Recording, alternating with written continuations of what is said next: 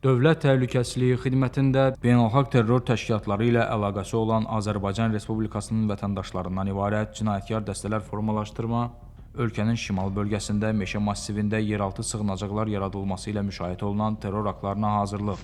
Bu məqsədlə silah-sursat, partlayıcı maddələr, texniki qurğular və digər zəruri ləvazimatlarla təchiz etmə əməlləri ilə bağlı başlanmış cinayət işləri üzrə kompleks əməliyyat istintaq tədbirləri davam etdirilir.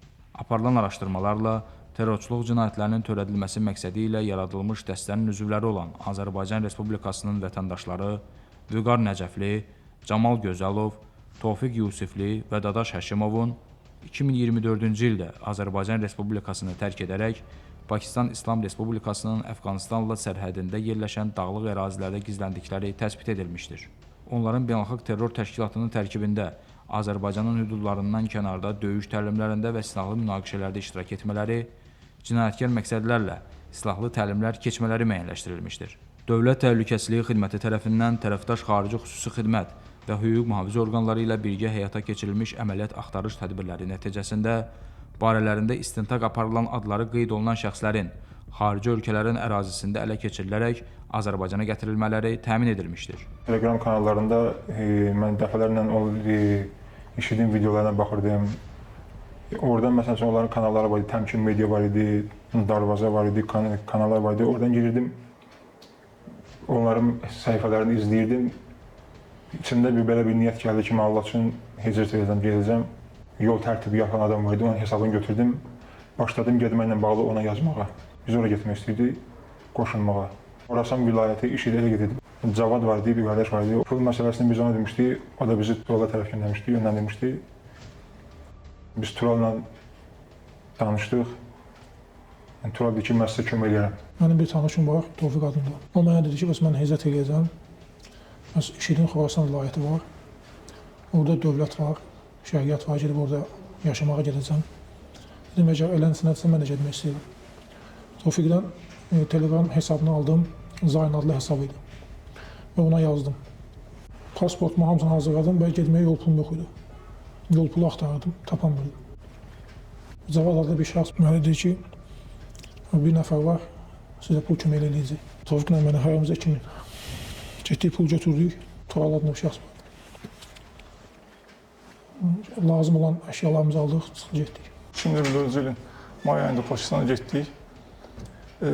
Oraya getdikdən sonra 2 ay müddətində Beluçistan əyaletində olduq, dağlıq şəraitdə.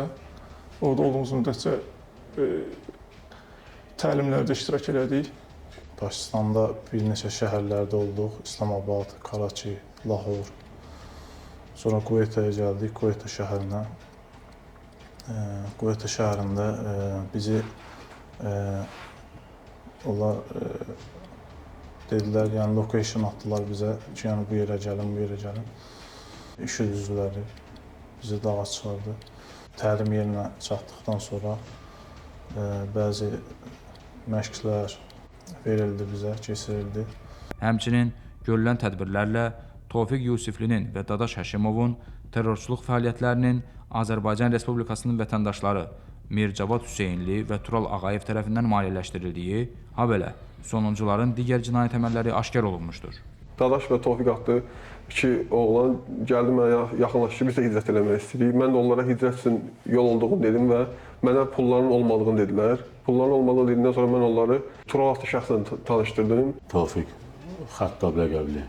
Gəldim, oturmuşdum bir çayxanada, yaxınlaşdı ki, bəs çıxıb gedirəm Azərbaycandan, çıxardıb 4000 manat pul vermişəm onlara.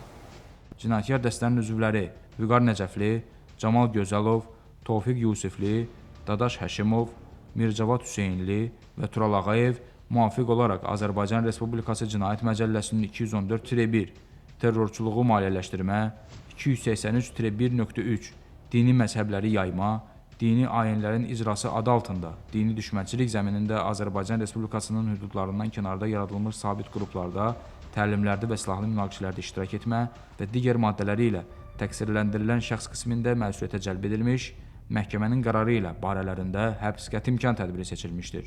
Hazırda cinayət işi üzrə istintaq əməliyyat tədbirləri davam etdirilir.